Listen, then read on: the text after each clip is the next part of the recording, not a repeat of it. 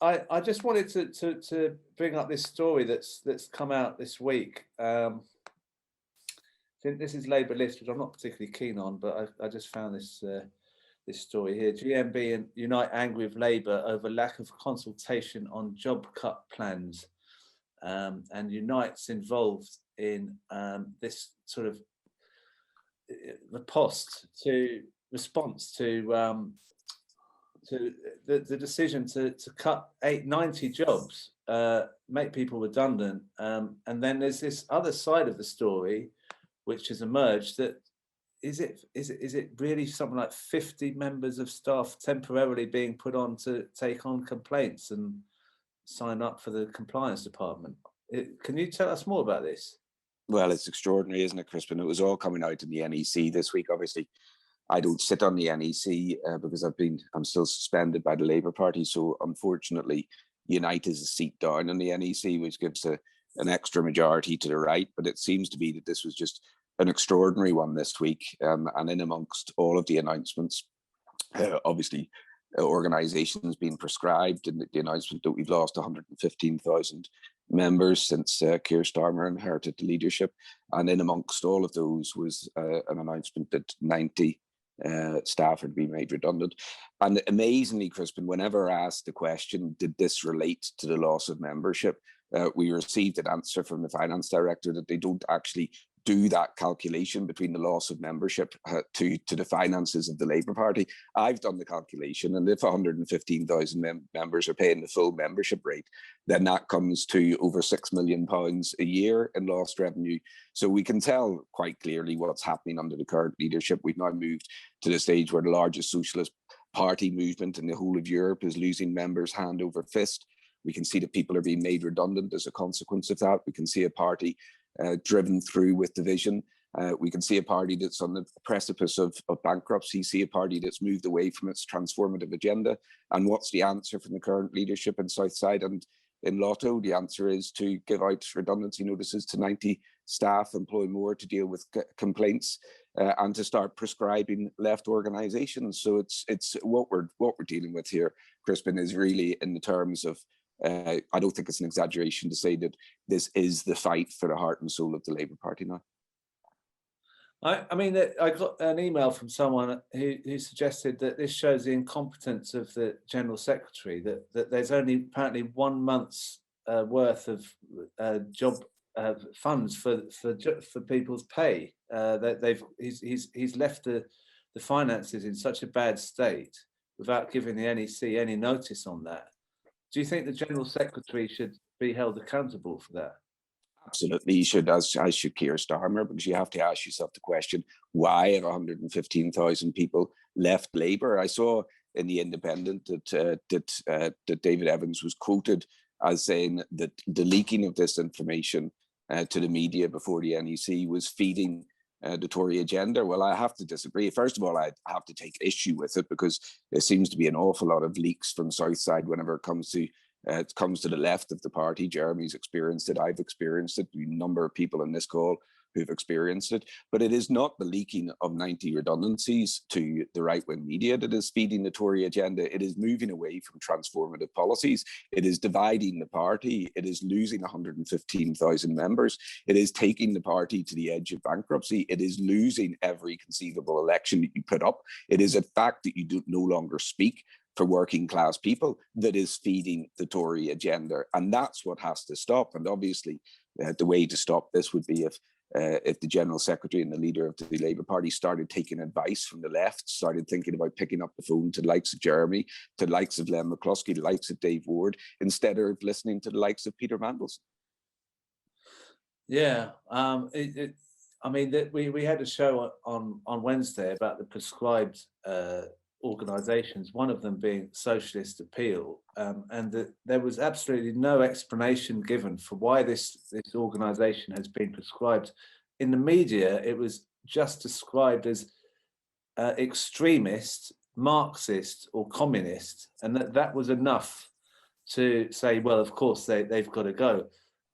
So we actually had a discussion on, is Marxism against the Labour Party? I mean, what does that say about the Labour Party that Marxism is seen as extremist. I mean, how have we got to this situation?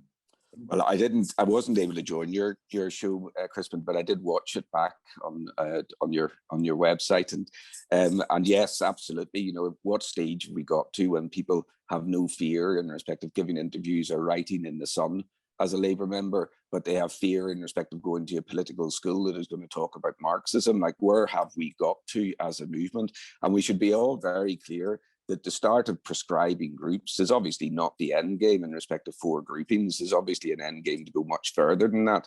I'm sure that those at JVL are having a conversation right now about what will be the intention with them. I'm sure that likewise, Momentum and other left groupings will be having that conversation as to where is the Labour Party going to with left organisations. Because what should be very clear to everyone now is that whenever Keir Starmer talks of unity, he means unity of the right. I notice that they call themselves mainstream these days. I'm not quite sure when it became mainstream to abstain in respect of a piece of legislation such as CHIS.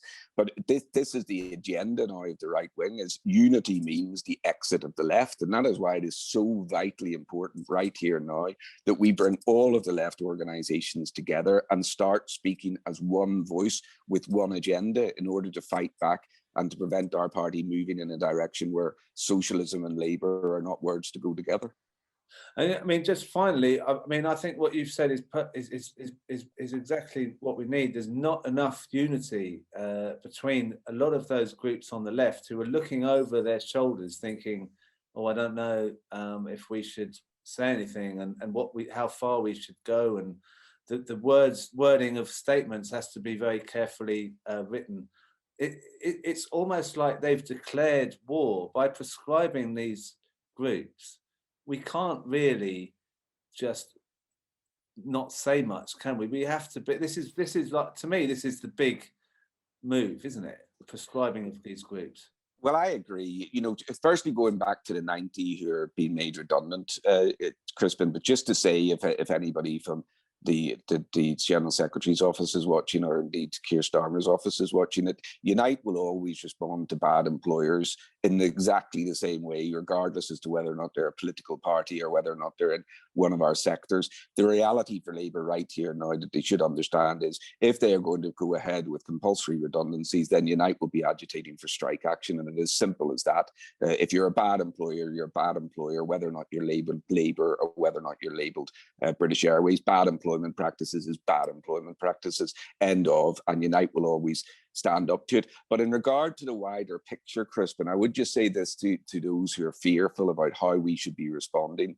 This is now moving towards an end game. If you're dealing with a Labour leadership that can afford to lose 115,000 members, with the consequence of issuing 90 redundancy notices, but continue down the path of putting resources into glue in order to attack left-wing members, continue down the path of not talking to left unions, continue down the path of playing up to the right-wing media, continue down the path of finding left bodies that you can exclude from Labour.